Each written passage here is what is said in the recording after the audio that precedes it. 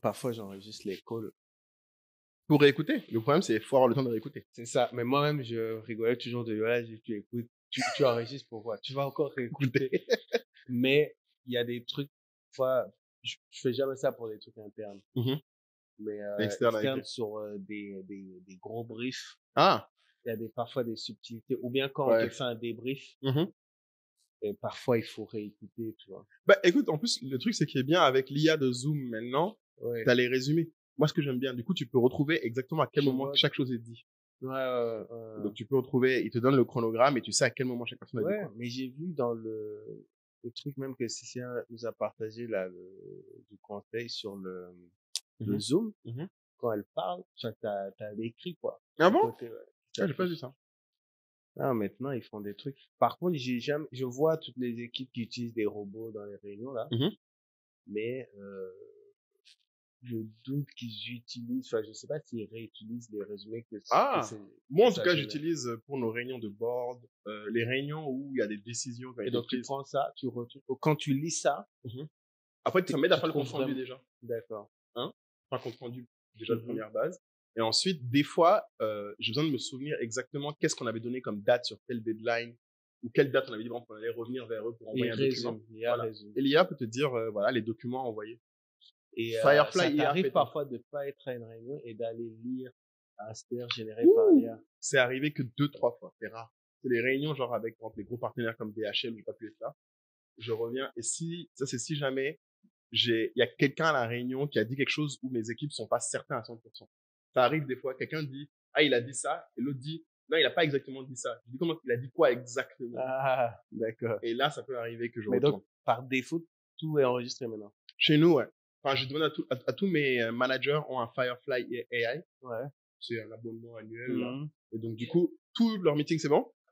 Attends, Fabrice, tu peux me passer mon Samsung? Tous leurs meetings sont enregistrés dans Firefly AI. Donc, en fait, ils n'ont pas à réfléchir. L'iPhone aussi, s'il te plaît. Ouais, on est bon? Vous nous dites, 3, 2, 1. 3, 2, 1. Action. Shalom. Salam. Salut à tous. Voilà. Le comeback. On refait des petits épisodes à deux. C'est important. À l'ancienne. En plus, un épisode bien technique. Ah, écoute, en plus, on allait chercher qu'est-ce qui restait, qu'on avait promis, qu'on n'a pas encore délivré. Et ça, c'est une promesse qu'on avait fait très tôt. Ouais. C'était de faire un épisode sur le prix. Ouais. Que beaucoup de gens voient comme le nerf de la guerre. Quand on dit tu n'es pas la cible, qui est la cible, comment on fixe le prix, est-ce qu'on est cher, trop cher, pas assez cher?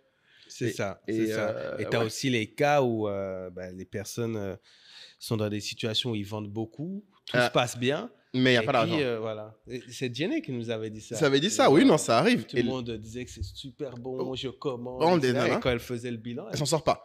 Et c'est là où du prix, tu glisses lentement vers la profitabilité, vers la rentabilité. Mais oui, clairement, c'est un des éléments clés, je pense, en tant qu'entrepreneur. Et moi, je pense que c'est intéressant, c'est que même quelqu'un qui n'est pas entrepreneur, ça peut avoir de la valeur. Parce que normalement, dans ta société, votre positionnement prix dit aussi votre positionnement marché. Donc, un employé, normalement, devrait, pas que les marketeurs d'ailleurs, devraient avoir une notion de qu'est-ce qui explique le positionnement prix de notre boîte et qu'est-ce que ça reflète. Ah, c'est marrant que tu dis ça parce que je pense pas que les employés se posent ce genre de questions. C'est-à-dire que ça demande de la part des dirigeants, des managers de manière consciente pousser une culture business auprès des employés. C'est pour ça que ce podcast existe. Ce que je dis souvent aux gens, c'est que malheureusement, tous vos managers n'auront pas ce temps et cette énergie de vous culture business. Mais c'est un outil, je pense, qu'il faut que ceux qui nous écoutent, qui ne sont pas entrepreneurs, devraient se poser comme question. Parce que pour moi, c'est un des principaux outils, ta culture business, pour croître dans une entreprise. Si tu comprends mieux que les autres autour de toi, quelle est la stratégie de ta boîte et surtout qu'est-ce que la boîte veut et qu'est-ce qu'elle ne veut pas comme type de client, tout va changer. Ouais, tu sais à qui te comparer, à qui ne pas te comparer. Parce que le prix dit ça aussi. Parce que même dans une boîte, par exemple, oui, ton service client, tu vas le comparer à quel service client? Le service client d'Apple n'est pas le service client, je sais pas moi, de le restaurant du quartier. Mais les gens ne se posent pas ces questions. Mais c'est marrant, je sais pas si tu t'es déjà fait cette réflexion, mais en t'entendant, je l'ai fait et je me rends compte que je vais parler de sujets plus stratégiques dans la boîte plus facilement aux gens qui m'ont déjà convaincu, avoir compris un petit peu les enjeux de prix. Ah, et c'est l'un des, c'est un des endroits où, oui, comme tu as dit, plus tu comprends notre stratégie de pricing, plus je vais te parler en fait de sujets stratégiques. Ben oui, c'est évident parce qu'en fait, c'est l'un des drivers qui est de ceux qui sont dans la boîte, c'est des fois la contrainte et des fois leur levier. Mais si tu ne le maîtrises pas, du coup, c'est évident qu'en tant que toi supérieur, moi, je me souviens même quand j'étais chez Alstom, il y a longtemps, quand j'étais auditeur, on n'avait pas, dans un groupe international comme Alstom, les mêmes pricing selon les pays, par exemple. Oui, bah oui. Et tu vois, c'est bête, hein, mais du coup, ça faisait que quand tu étais au siège, avoir une capacité à comprendre la stratégie pricing, par exemple, du Middle East, te positionner mieux pour pouvoir apprécier si on était vraiment bien, par exemple, sur l'engineering, dans cette zone-là. Parce qu'on se dit, mais attends, nos compétiteurs, ils ingénierent pas au Middle East, ils ingénierent en Chine.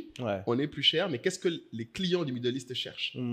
Parce qu'eux, par exemple, en énergie, ils ont énormément de pétrole. Mais du coup, des fois, ils veulent des trucs plus innovants. Ils s'en foutent de trucs basiques. Donc, tu comprends en fait la psychologie d'un client derrière le prix de la boîte. Exactement. Donc, c'est un peu comme connaître son client, quoi. Pour moi, tu connais ton prix, tu connais ton client. Ce que tu dis sur les pays, c'est vrai. Nous, on a des pays tellement différents. Tu vois, la Guinée, la RDC, la Côte d'Ivoire, c'est pas du tout la même psychologie. Ah, sérieux?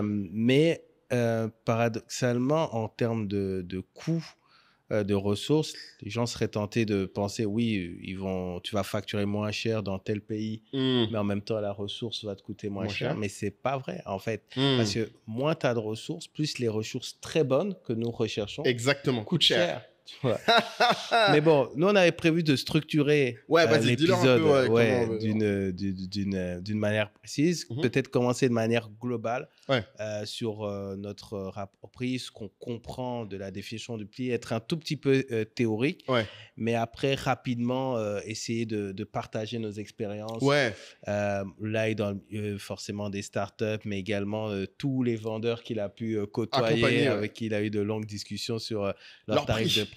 Et moi, partager mon expérience sur toutes les stratégies de prix que j'ai pu tenter. Influencing, agence. Voilà, donc restez jusqu'au bout parce qu'on espère vraiment que ça va vous permettre, quel que soit votre domaine, même s'il n'est pas exactement équivalent à celui qu'on va évoquer, qu'il puisse vous servir. Et si on a oublié des choses, il y a toujours les commentaires, quoi. Exactement. Et puisque surtout, on va aussi essayer de couvrir, je pense, le pricing à différentes époques de la vie entrepreneuriale. C'est vrai. Et c'est un peu de la même manière que je pense que c'est un outil important pour un salarié. L'entrepreneur doit comprendre aussi que son prix va changer et de ne pas être émotionnellement attaché à des prix.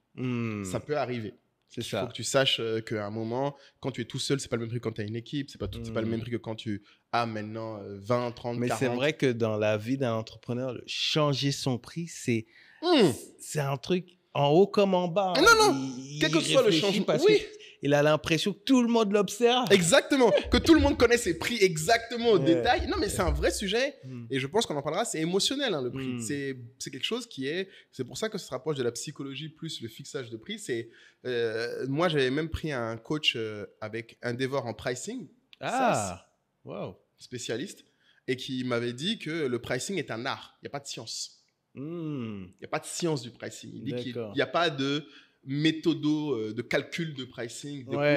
Les experts vont me dire oui, on peut calculer l'élasticité, blablabla. Il y a plein de choses. On a vu ça en cours. Parce que en définition, pour rentrer dans les définitions et on rentre dedans, normalement le pricing, les gens basiques diront c'est le prix auquel tu vends tes services. Exactement. Ça, c'est vraiment, vraiment basique. La base. Oui, c'est ce qui est affiché. C'est ce que le peuple dirait. C'est ce qui est affiché. Ouais, mais moi, ce que j'avais retenu qui m'avait beaucoup intéressé avec lui, il me disait qu'en fait, non, le prix, c'est la façon dont tu présentes et tu identifies les gens qui ont besoin de tes services. C'est l'outil de présentation et d'identification. Et une fois que la connexion est faite, le pricing est aussi l'outil qui permet de... Alors, comme il dit, lui dit valoriser la relation en anglais, mais je ne sais pas si ça se dit vraiment en français. Ça veut dire de créer quelque chose pour que... Parce qu'en fait, une autre chose que lui dit qui est vrai, c'est que tu peux changer le pricing à une même personne au cours de votre relation. D'accord. Donc, c'est un peu comme si... C'est difficile à imaginer dans beaucoup de relations personnelles, mais c'est un peu comme si chaque fois, vous avez une relation de 5 ans, mais au bout de 5 ans, peut-être que les deux ont changé. Bien Peut-être sûr. que tes priorités ont changé. Peut-être que c'est plus ton type de client. Mhm. Peut-être que lui, ses budgets ont changé. Oui, mais c'est ce que tu disais. C'est dans l'évolution de boîte, Ouais. les pricing changent. Mais pour revenir sur la définition, parce que tout à l'heure, tu as dit forcément, on va parler de profitabilité. C'est vrai que moi, je dirais que même dans la définition de base, la notion de profitabilité, elle existe pour moi. Tu penses que c'est très important pour définir un prix, profitabilité, c'est vrai? Oui, parce que de la profitabilité va définir ta stratégie. Tu vois, quand tu fais une promo, c'est une stratégie basée sur ta profitabilité. Il y a des gens qui vendent à perte pendant un moment, il y a des gens qui vendent plus cher pour attirer un certain type de personnes. Mais la profitabilité, en fait, tu dois te poser la question, pourquoi? Parce que tu dois savoir si tu es capable d'assumer ce que tu présentes. Donc, le prix égale donc, le coût du service ou du produit que vous proposez, plus la marge que vous voulez faire. Et donc, de ça, donc cette marge, c'est votre... Vous devez après enlever tellement de choses pour arriver au profit qu'il y a des calculs. Il y a l'État, il y a beaucoup de choses. Il y a les impôts et tout, mais je rajouterais, au-delà des éléments techniques, il y a une dernière variable. Donc, comme tu disais, tu as coût, marge. Moi, je rajoute dans ce que lui il disait un élément important, c'est aussi le temps. C'est-à-dire? Normalement, quand tu... Un exemple simple. Un prix, normalement, doit avoir une durée. On ne devrait pas dire c'est mon prix et c'est fini. On devrait dire c'est mon prix pour cette année. C'est mon prix pour jusqu'à ce que je délivre tel service. C'est mon prix. Alors là, c'est là où il y a... Mais je pense que dans le sujet là, on va beaucoup parler de théorie et pratique. Exactement. Parce que ça, c'est l'idéal. Exactement. Mais c'est vrai que la problématique que tu vas avoir, c'est que sur certains secteurs, quand le client est entré par un prix, très dur de le sortir. Dur de le sortir. Ça, c'est vrai. Et ça, c'est le gros point qui fait que même si tu l'as prévenu. Non, mais c'est ça. Mais ce que j'adore, c'est que, tu vois, le prix, c'est un peu comme, tu sais, la première impression que tu fais aux gens. Tu sais, c'est difficile à changer après. Et c'est ce qui fait que beaucoup de gens se stressent sur leur prix. Mais pourquoi je dis ça? C'est parce qu'un autre secret que je peux donner qui est très pratique, en tout cas en B2C, mais je pense qu'en B2B, c'est valable, c'est que si tu te dis ce coût et cette marge sont valables jusqu'à, par exemple, allez, on va dire, jusqu'à ce que je sois profitable ou jusqu'à ce que j'atteigne tel montant de chiffre d'affaires, ça t'oblige toi aussi à arriver à cette date ou à ce palier. Normalement, regarde si les coûts sont toujours les mêmes, parce que des fois, ils ont changé. Et regarde si la marge vaut toujours le coup.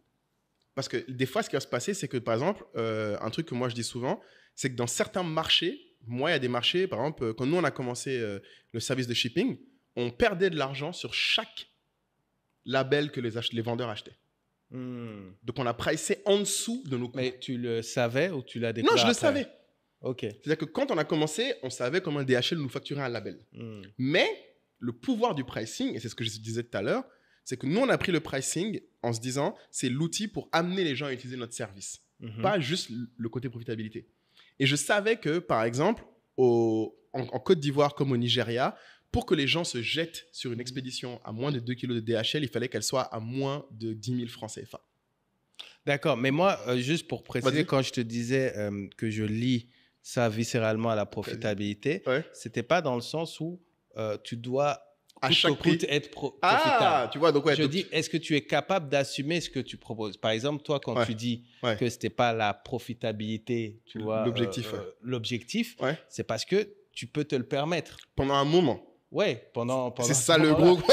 Et c'est une stratégie. Exactement. C'est-à-dire que mon objectif ne sera pas la profitabilité. Mais là où je veux vraiment faire un point important, c'est que si tu es dans une optique de profitabilité, tu vois, ça doit être la première chose que tu analyses, tu vois. Ah oui, non, c'est sûr. Parce qu'on entend tellement de choses sur je vais diminuer, au début je vais faire comme ça, je vais m'aligner sur le voisin, etc. Ah, c'est vrai que les gens au début construisent leur prix comme par on est comparaison. sur les trucs de base. Oui, c'est vraiment en fait que la base c'est ça, et que les gens qui ne s'alignent pas sur la profitabilité, c'est pas une règle, c'est par stratégie. D'accord. Et du coup, tu as raison. Là où tu as raison, c'est que si tu le fais, c'est par moment. Même ce que moi j'ai dit, c'est pour ça que j'insistais sur le timing. Tu ne peux pas pricer éternellement juste pour acquérir des gens, par exemple. Tu ne peux pas pricer éternellement juste parce que tes compétiteurs sont à ce prix-là. Voilà, c'est ça. Et c'est là où tu as super raison, parce que c'est par défaut, quand tu commences d'ailleurs l'entrepreneuriat, les gens commencent à pricer en général par comparaison et ils se mettent moins cher. C'est ça. Et c'est pour ça que tu disais un art, j'aime bien cette expression, c'est pas une discipline, c'est un art. Parce qu'une fois qu'on a dit prix plus coût plus marge, tu te rends compte, plus tu avances dans ton aventure entrepreneuriale, qu'il y a effectivement, il y a quand même le concurrent, il y a le marché, il y a peut-être tes coûts qui augmentent, il y a le temps qui passe, donc il y a l'inflation. Et en fait, il y a plein de choses. En ce moment, moi, je suis dans de grosses réflexions, surtout avec l'inflation qui est en Côte d'Ivoire. Les clients nous challengent beaucoup sur la perception de cherté. Perception de cherté, intéressant. C'est-à-dire que, étant donné que la région subit l'inflation, les personnes vont faire leurs courses, achètent leurs services, leurs produits, vont à leur occupation, mais se rendent compte qu'ils dépensent plus. Parce que les prix, les éléments sont plus chers. Et du coup, ils blâment différentes entreprises. Oui, forcément. Parce que des fois, c'est le distributeur qui va... les connus en disant, vous pourrez... Et ils s'attendent à ce que les plus grandes entreprises fassent un effort, tu vois. Ah bon? Oui, bref. J'adore. Genre, quand il y a de l'inflation, les clients... c'est vrai que les clients peuvent... Tu sais, les associations de consommateurs, c'est aussi ça. C'est leur travail. En gros, c'est de protéger... C'est-à-dire que le consommateur subit l'inflation, mais pas... ils veulent que les gens fassent quelque chose pour eux. Bien sûr, il y en a qui vont aller voir l'État. Bien sûr. D'autres pour les subventions ou autres. Puis, tu vas aussi t'attaquer au secteur privé en disant, les gars, faites attention. Faites quelque chose aussi pour nous. Oui, c'est vrai parce que... Même en tant qu'entrepreneur, tu peux être tenté, quand tes coûts augmentent, d'augmenter tes prix sans faire attention. Surtout quand tu as un minimum de pouvoir, en tout cas un minimum de contrôle du marché. C'est vrai qu'il y a besoin d'un contre-pouvoir parce que je crois que la distribution sauve beaucoup de ça. On leur dit souvent, oui, vous augmentez les prix, vous n'arrêtez pas de écraser les agriculteurs ou les petits. Oui, ils ont cette réputation. Et eux, je pense que c'est ceux qui se font le plus. Quand j'étais au master en achat, en achat en plus, toi tu connais cette époque. Le secteur de la grande distribution, il disait, bon les gars, si vous allez travailler en distribution, sachez que votre métier, quand vous arriverez à l'entreprise, on va vous donner une batte de baseball. Pour frapper les gens. Frapper les fournisseurs. 10 minutes. C'est que ça. C'est que ça. Non, mais c'est un truc 10 minutes, on a besoin de faire du profit. Bon, sur les denrées de première nécessité, malheureusement, c'est un peu ce jeu. Mais c'est un problème de pricing, tout ça. C'est du bagarre, voilà. Et là où je te rejoins sur l'art, c'est que j'ajoute encore une autre composante à ça. C'est le rapport qualité-prix. Et ça, c'est un truc tellement subjectif. C'est pour ceux qui ne connaissent pas cette notion, c'est tout simple. Aujourd'hui, vous avez sûrement des amis avec qui vous échangez sur vos goûts en termes de restauration ou autre. Et vous allez peut-être être surpris qu'en parlant d'un restaurant, un ami va te dire « J'adore ». Ou l'autre restaurant, il va dire « J'aime pas ». Alors que vous aviez aimé. Et en fait, vous avez vraiment aimé. Mais en fait, quand vous creusez avec votre ami, vous allez voir que souvent, c'est pour ce que ça a coûté, j'aime pas. Exactement. C'est vu ce que ça m'a coûté que ça passe moyennement. Et donc, quand je dis que c'est un art, maintenant, mettez le commerçant au milieu de tout ça. C'est-à-dire que il met un prix, mais en face, il y a quelqu'un qui va le juger vraiment en fonction de ce qu'il propose de manière totalement subjective. C'est-à-dire quand tu payes un plat, tu vas un restaurant vraiment pas cher et que c'est pas bon, tu vas pas dire que c'est pas bon. Parce que pour toi, voilà. C'est pas cher. Donc la perception, c'est quelque chose. Et en marketing, tu peux jouer sur cette perception de différentes façons. Notamment avec l'expérience client. Donc, ça veut dire, faut pas négliger ça. C'est-à-dire, quand on dit que quand quelqu'un vous écrit en DM et que vous le prenez directement en charge, ça a une valeur pour le client. C'est comme quand vous allez chez Louis Vuitton et qu'il vous donne une coupe de champagne. Dès que vous venez pour acheter vos petits sacs, pour vous occuper. Ça a une valeur. Et puis après, il y a un autre truc qui est c'est aussi, qu'est-ce que vous voulez donner comme dans quel statut social les clients vont se projeter, c'est-à-dire quand ils utilisent votre service, en fait, où est-ce que ça les classe, en fait? Ouais. Qu'est-ce que ça apporte à leur ego? Alors, en fait, c'est ça, au final, c'est la valeur perçue de Ouais, l'achat. c'est ça. Et c'est pour ça que beaucoup de marques vont se dire, nous, on est les leaders, nous, on est les leaders, parce que ils savent que beaucoup de gens vont être fiers d'aller avec le leader. Parce que les restaurants, c'est pareil. Quand tu amènes dans un certain resto, bon, les stories Instagram, c'est pour dire que tu étais là aussi. Ouais, c'est ça. Ouais, c'est ça. Au-delà du fait que tu es mangé. Et tout ça, ça joue sur comment tu le prix. Et donc, franchement, le terme art, c'est vraiment Mais c'est intéressant ce que tu viens de dire sur la qualité, parce que c'est un truc que je pense que moi, j'aurais sous-estimé. Mais ce que tu dis est vrai, et je pense que pour beaucoup d'entrepreneurs qui nous écoutent, et même pour des salariés, encore une fois, j'insiste, est-ce que tu penses que les gens, quel outil on pourrait donner aux gens pour qu'ils se posent la question de quelle est la qualité perçue de leur service et de leur société et de leur boîte? Parce que je pense que moi, je sais que beaucoup de gens ne se posent pas ça, en fait, comme question. C'est-à-dire que la qualité perçue. Parce qu'au final, toi, tu peux avoir l'impression que, parce que tu connais les complications qui amènent à ce que tu produis, que ce que tu fais est de meilleure qualité que le concurrent. Mais ça se trouve, si tu demandes à ton client, lui, il va pas calculer. Non, déjà ce que tu as en tête est forcément au-dessus. Exactement. Malheureusement.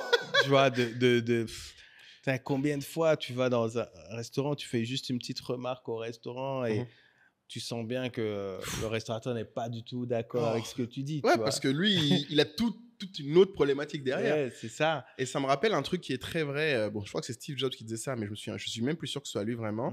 Quand il disait que le plus dur, en tout cas en software c'est particulier, mais je crois qu'ailleurs c'est valable, c'est que le problème, c'est que souvent pour faire quelque chose qui a une haute qualité, il faut que ça ait l'air super simple. Ouais. Bah, ça ressemble à Steve Jobs. Ça ressemble à Steve Jobs. Et du coup, le problème, c'est que toi, ton travail, c'est de gérer la complexité d'une telle manière que les gens se disent « Ah, c'est trop simple quand il fait ce truc-là. » Et c'est en même temps un autre outil de pricing, parce que quand tu réussis à gérer une complexité que personne d'autre n'arrive à gérer, tu peux en fait pricer plus haut. Parce que les autres qui vont essayer de gérer comme toi, même s'ils essayent de pricer plus bas, la qualité sera effectivement moins bonne parce qu'il y aura de la complexité qui va ressortir. Non, mais c'est clair, c'est les frictions que vous appelez. Exactement, les frictions. Les petits mots des frictions. Et ça m'a fait rire quand on a mis en place, donc le programme s'installer en Côte d'Ivoire. Oui. On a choisi une plateforme oui. que je t'avais présentée, Schoolmaker. Et quand on a discuté donc, avec les membres du programme lors d'un Zoom, on s'est rendu compte que 80% des gens suivaient le programme avec leur téléphone. Et toi, tu m'as appelé, tu m'as dit, punaise, et ton truc là, c'est vraiment fort parce que s'ils arrivent à suivre sur le téléphone, c'est qu'en termes de développement, et moi j'étais là, ouais, pourquoi pas. Et puis je dis, non, écoute, je sais ce que c'est je te dis. Développer et développer un truc interactif, ça, sur le téléphone, c'est un big deal, tu vois. C'est un big deal. Et c'est vrai que moi, j'étais dans le client, en fait. Je dis, c'est crème. Ouais, tu vois, je paye mon truc, ça marche. Comme voilà, YouTube. Tu vois, ouais, c'est ça. Sauf que YouTube, c'est Google. Tu vois, genre, tu sais, le niveau de... Non, mais YouTube, tu rigoles chaque fois, je voulais faire le YouTube africain. Exactement. Mais en fait, quand j'ai creusé un peu... Et parce que pour moi, c'est simple. Tu mets un truc, les gens mettent leurs vidéos. Et c'est parti. Et bon, à ma décharge, c'était il y a 10 tu étais innocent, tu étais naïf. Les kilomètres carrés de data center. Ça coûte tellement cher. Quand j'ai appris que chaque fois qu'on uploadait quelque chose, en fait, stocké, mais physiquement.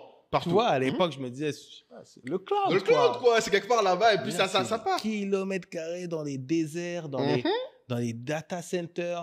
Et aussi, alors, la rapidité d'un site. Alors, la rapidité, c'est le truc que personne... Alors, c'est comme on dit, ce n'est que quand ça ne va pas que les gens se plaignent. Ouais, bah oui. Quand ça va, personne ne te dira « ton site est super rapide ».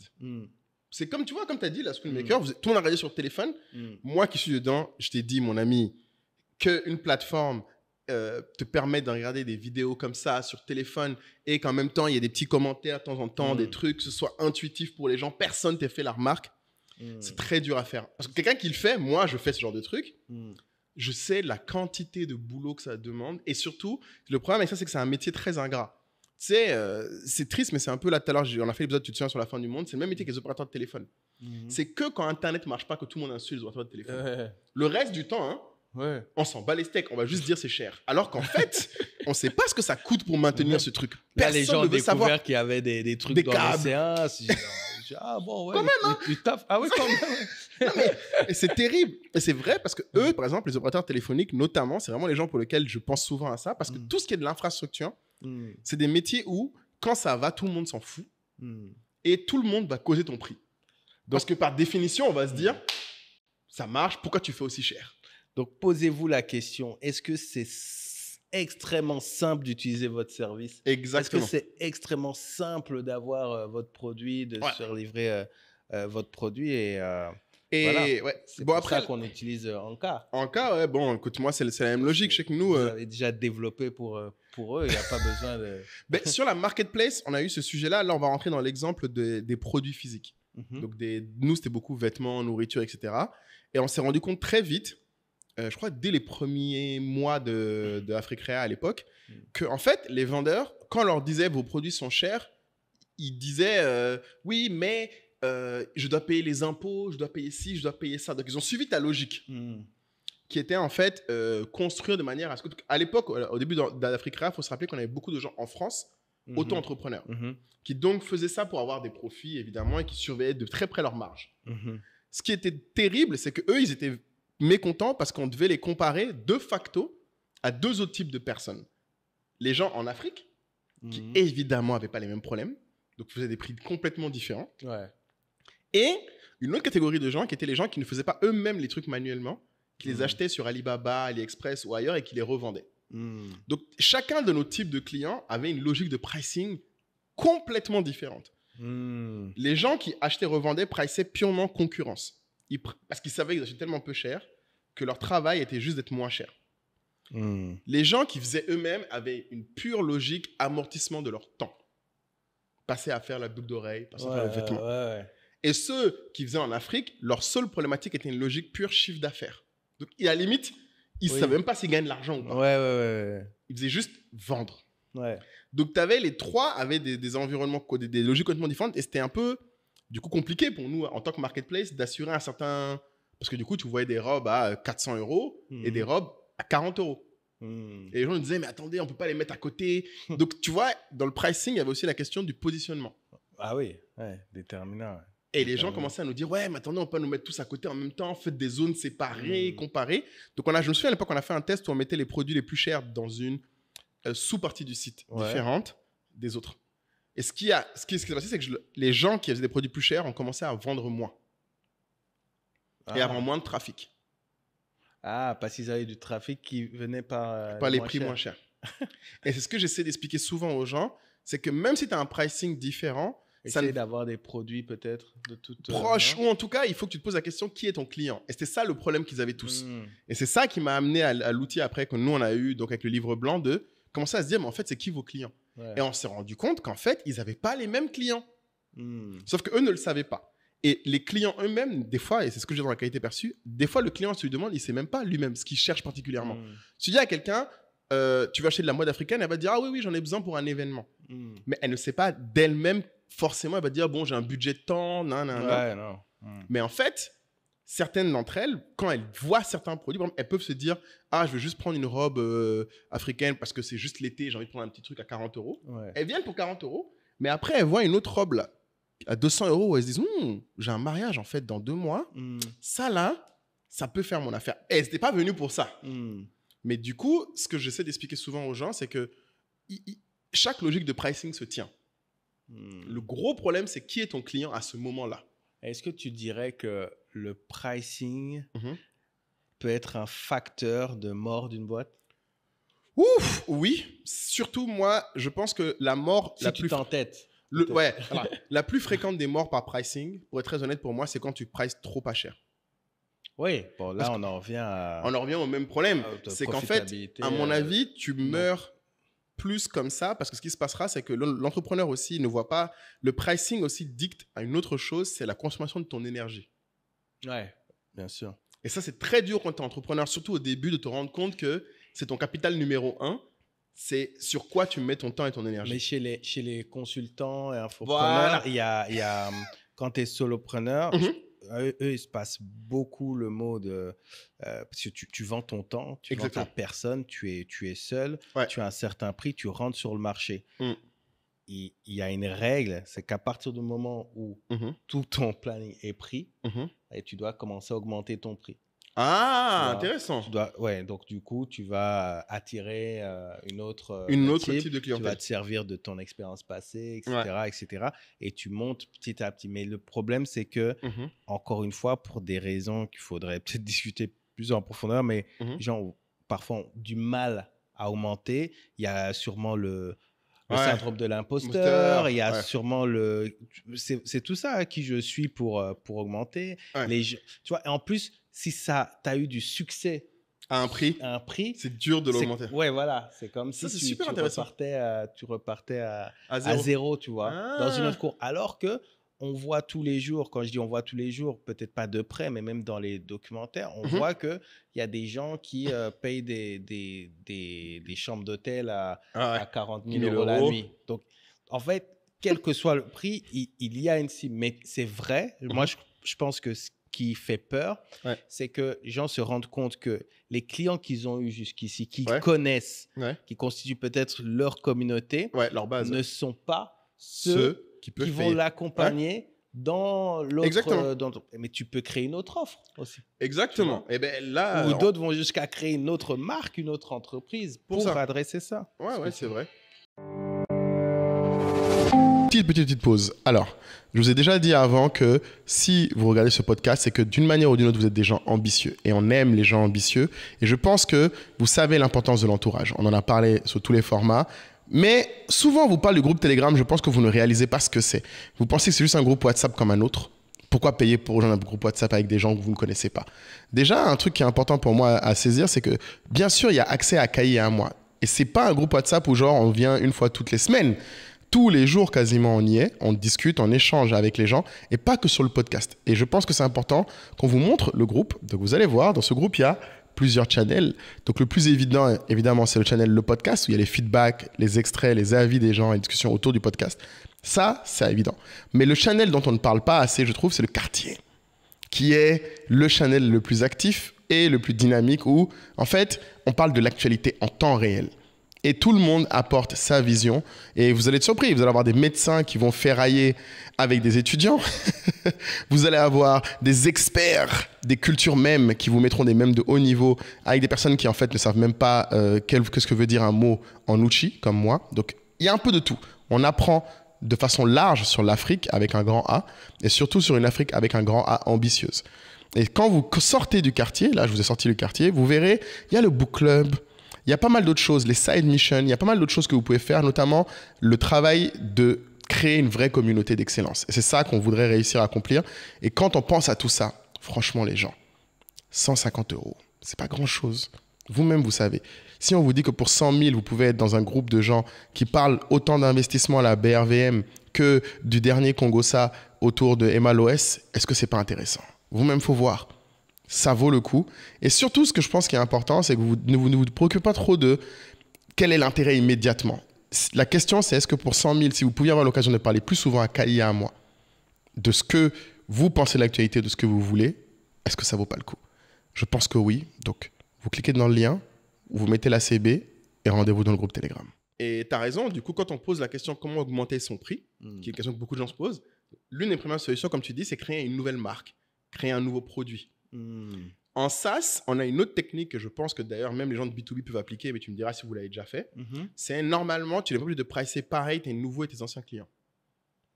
Et c'est très fin. En fait, c'est un truc que beaucoup de gens ne réalisent pas. Si tu veux augmenter tes prix, l'une des solutions, c'est comme tu dis, ton agenda est plein de clients actuels. Ben, première étape, tous les nouveaux clients qui viennent, propose-leur un nouveau prix et vois comment ils réagissent. Oui, voilà, c'est ça. Ça, c'est ce qu'on appelle le test d'élasticité prix. Si, par exemple, jusqu'à aujourd'hui, tu facturais à 100 € de l'heure, ton prochain prospect, une fois que tu as assez pour vivre, tu lui dis, OK, maintenant, je veux pricer à 150 € de l'heure. Tu lui dis même pas que tu as changé. Tu dis juste, mon pricing, c'est 150 € de l'heure. Et tu vois sa réaction. Si sa réaction est, évidemment, oui, pas de souci, je paye, pose-toi la question. Parce que ça veut dire qu'en fait, il y a peut-être d'autres personnes comme ça. Fais-le 3, 4, 5, 6 fois. Et en général, je crois que j'avais vu que si jamais tu réussis à le faire Nous, en tout cas, la règle que nous, on a appris, même qu'on a augmenté nos tarifs chez Anka, je l'ai testé sur 10 à 15 personnes. Et oui, il faut savoir, un prix, ça se teste. Ça se teste, exactement. Et là, moi, j'avais fait en plus du x2. Donc, l'abonnement était à 10 € par mois. Tous les nouveaux vendeurs que j'avais au téléphone et que j'avais recruté moi-même, je leur disais, en fait, l'abonnement est à 20 € par mois. Et je voyais leur réaction. Et la plupart m'ont dit, ah oui, ok, pas de souci. Quand j'ai vu que tous la disaient, ok, pas de souci, j'ai dit d'abord, bon, tous les nouveaux clients, on passe à 20 € par mois. Et ce qui se passe, c'est que quand tu fais... Mais tu n'as pas augmenté pour augmenter. Non, j'avais augmenté parce qu'en fait, je me voyais bien déjà qu'on perdait de l'argent à 10 € par mois. Parce qu'il faut se rappeler que le pricing... Là, je t'ai juste fait une faveur pour les gens qui t'a appelé. Ah, qui t'a appelé, qui disait 20 €. Non, mais... tu peux retourner sur ton histoire. Je retourne sur mon histoire. Passer ta 20 €. Bien sûr. Mais en fait, ça... Vous perdiez de l'argent. Voilà, et c'était même pas de l'appât du gain. Mais en fait, ce qui se passe aussi, et je comprends surtout un autre truc qui est point, quand tu augmentes ton pricing aussi, tu peux augmenter la qualité. Ce qui se passait aussi, la raison pour laquelle j'avais besoin d'augmenter nos tarifs, c'est que ce que les gens avaient besoin de nous, notamment cette touch où on peut les accompagner, les coacher sur leur pricing, leur donner plus de temps, avec un pricing à 10 €, je ne pouvais pas le fournir. Ouais. En fait, le pricing détermine aussi les ressources que je peux mettre en face. Mais quand, du coup, tu as un test comme ça, où du coup, tu as une soft touch plus proche, je suis plus près de la personne, je me dis, OK, si lui, à ce prix-là, il est prêt à le prendre, ça me permet d'avoir à l'échelle plus de, par exemple, mes équipes de service client qui ont chacun 1 heure par jour avec un client. Ouais. Donc, en fait, c'est un exercice. Je ne sais pas si toi, tu as déjà testé ça en B2B. Si, bien sûr. Mais juste la question, est-ce que quand tu dis qu'en mettant 1 €, tu peux te permettre d'avoir un service client plus affiné et tout ça, est-ce que c'est quelque chose que tu mets en avant? Est-ce qu'ils le valorisent, sachant que c'est des nouveaux clients, ils ne savent pas vraiment la différence? Ils ne savent pas. Ben, en fait, ce qui est intéressant à ce moment-là, c'est un peu sur la qualité perçue, comme je disais. C'est que tu regardes, nous, on fait souvent des NPS, le Net Promoter Score. Dont je crois qu'on en a déjà parlé une fois avant. On l'a présenté, donc c'est vraiment comment tu as la satisfaction en comparant tes détracteurs et tes promoteurs. Exactement. Et en ne tenant pas compte des gens qui sont juste neutres. Et ce qui est intéressant, c'est que tu remarques, tu as 2 types d'insights pour moi sur le prix. Tu as l'insight des détracteurs, donc ils te diront ce qui ne va pas, mais tu as aussi les insights prix des promoteurs. Ceux qui aiment ton produit, des fois, ils te diront « Ah, mais en fait, ça aurait été super si j'avais ça en plus. Et c'est de l'argent que tu laisses sur la table, en fait, quelque part. Parce que, typiquement, quand tu commences à regarder, à un moment, quand tu passes l'étape, quand ta boîte existe et que tu as passé l'étape comme nous, là, à un moment, tu n'es plus juste à créer une offre, tu commences à ce que moi, j'appelle regarder la part de portefeuille de ton client. Tu regardes combien, par exemple, il dépense en marketing. Tu te rends compte qu'en fait, toi, tu ne représentes que 10% de ses dépenses, en fait. Sur ces problèmes, moi, en tant qu'entrepreneur, je me rendais compte que, en fait, mes clients, les marques, ils dépensent plus d'argent en shipping qu'ils en dépensent en pub. Donc, c'était plus logique pour moi de faire un service où ils dépensent déjà de l'argent et que je sais que je peux faire mieux. Et donc, j'ai moi aussi une plus grosse part de leur chiffre d'affaires et donc aussi une relation plus forte avec eux. Au-delà de ça te fait de l'argent. C'est juste que ces gens-là, tu utilises déjà. Donc, tu peux te poser la question, mais qu'est-ce qu'ils ont d'autre dans lequel ils dépensent de l'argent. Exact.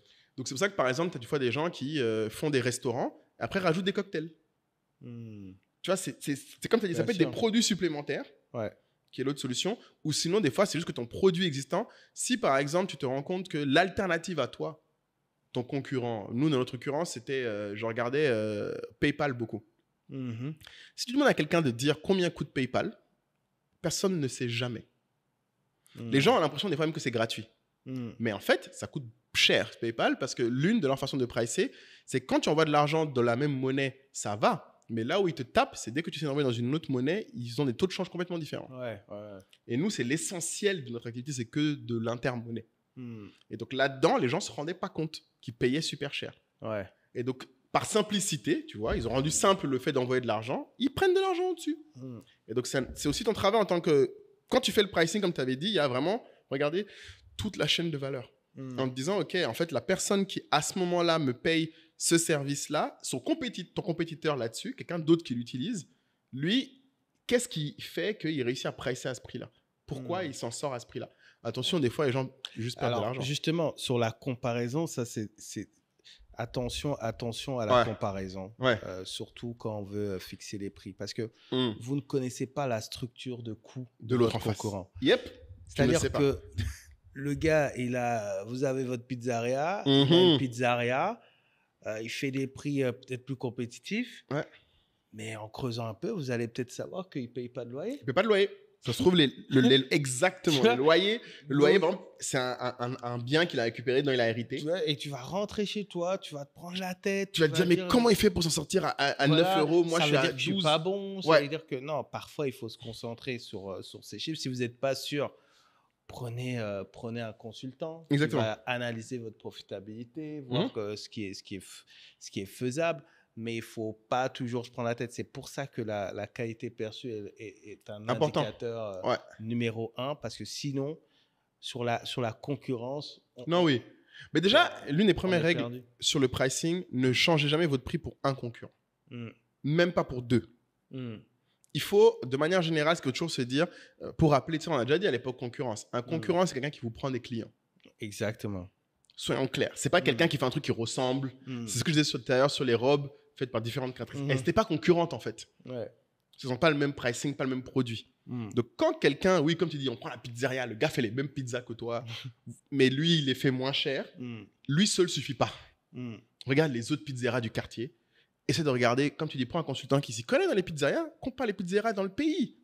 Ne regarde pas que ta zone, parce qu'en fait, ce qui se passe, c'est que ça se trouve, les prix dans ta zone ne sont pas les mêmes qu'en fait, juste à 15 minutes plus loin. C'est ça. Parce que peut-être il n'y a pas effectivement le même public, par exemple, de gens qui travaillent. Exactement. Ou pas la même population. Donc, en fait, le plus dangereux quand tu fais un benchmark de pricing, c'est de te limiter à un petit échantillon. La qualité d'un benchmark de pricing est complètement corrélée à la largeur de l'échantillon. Si ton échantillon n'est pas de plusieurs, alors regarde, des dizaines de personnes, tu as un benchmark très faible. Sur le pricing, c'est la règle. Et c'est pour ça que nous, par exemple, sur Anka Marketplace, on offre à toutes les marques, quand elles créent un produit, on leur dit, sur ce type de produit, voici non seulement le prix moyen, mais on leur dit aussi le prix moyen des 3 produits les plus vendus dans la catégorie. Ce qui est très intéressant parce que tu vas te rendre compte, souvent, il se trouve que le prix moyen de toute la catégorie, c'est-à-dire par exemple le prix moyen de toutes les robes courtes en wax, est plus bas que le prix moyen des 3 robes qui se vendent le plus. Et ça, les gens, des fois, l'imaginent pas. Ça tu me l'avais dit, j'avais trouvé ça super intéressant parce que ça permet de mettre le vendeur face à ses responsabilités. C'est-à-dire qu'on ne t'impose pas de prix. Non. Mais si tu mets un prix 4 fois supérieur tu vois, à la moyenne, c'est ton choix. Après, viens pas me dire que tu n'arrives pas à vendre. Mais au moins, tu as l'info. Au moins, tu as l'info. Et ça, je trouve que c'est super intéressant parce que nous, on le fait parce qu'il faut que les gens comprennent. Notre info ne vient pas juste de 10-20 produits. La catégorie qui a le moins de produits sur Anka Marketplace doit avoir au moins 100-200 produits.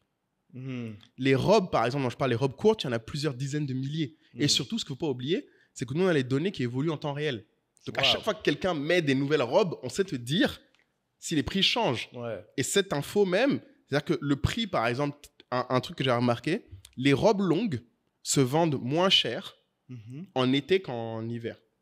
Et les gens ne le savent pas forcément. Mais nous, on te le met en temps réel. On te dit, OK, en ce moment, c'est ça le prix. Mais après, attention, il faut que tu regardes régulièrement. Parce que ça se trouve, des fois, tu vas avoir mis un truc, c'est OK à la moyenne. Mais 6 mois après, merde, en fait, c'est plus cher.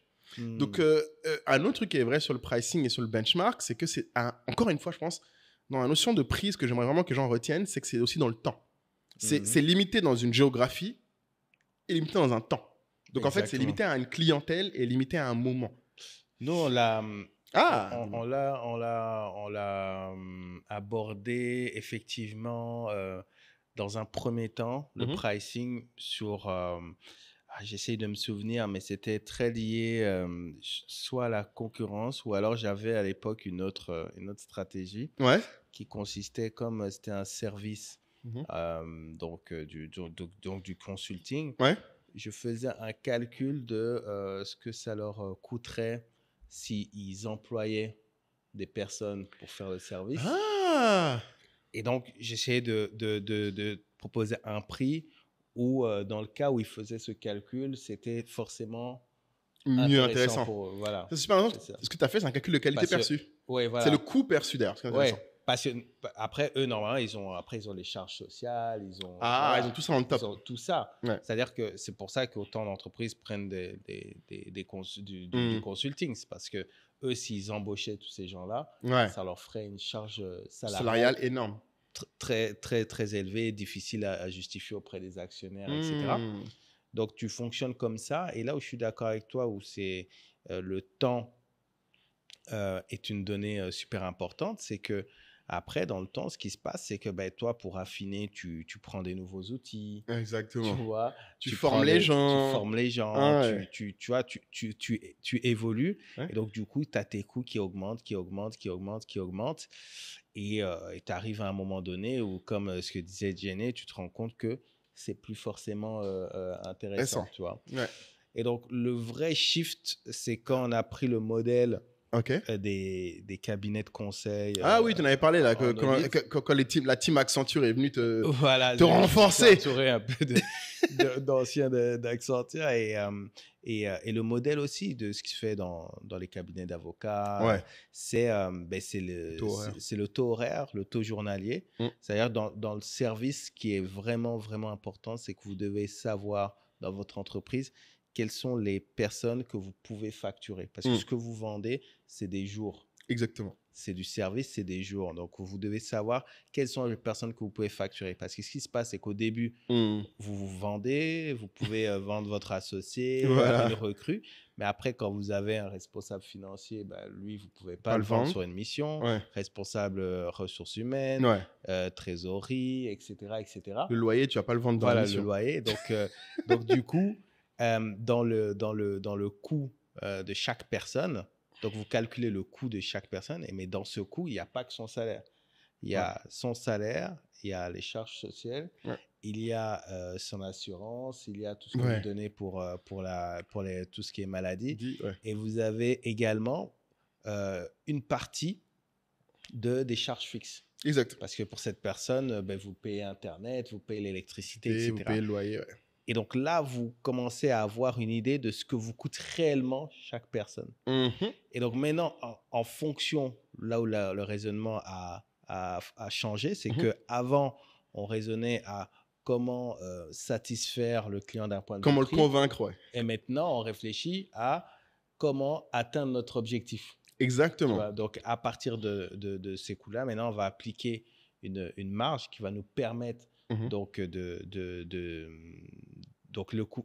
couvrir tous nos frais, mais également d'atteindre nos objectifs en termes de chiffre d'affaires et de profitabilité.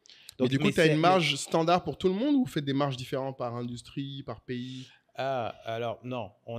C'est plus en fonction des typologies de projets.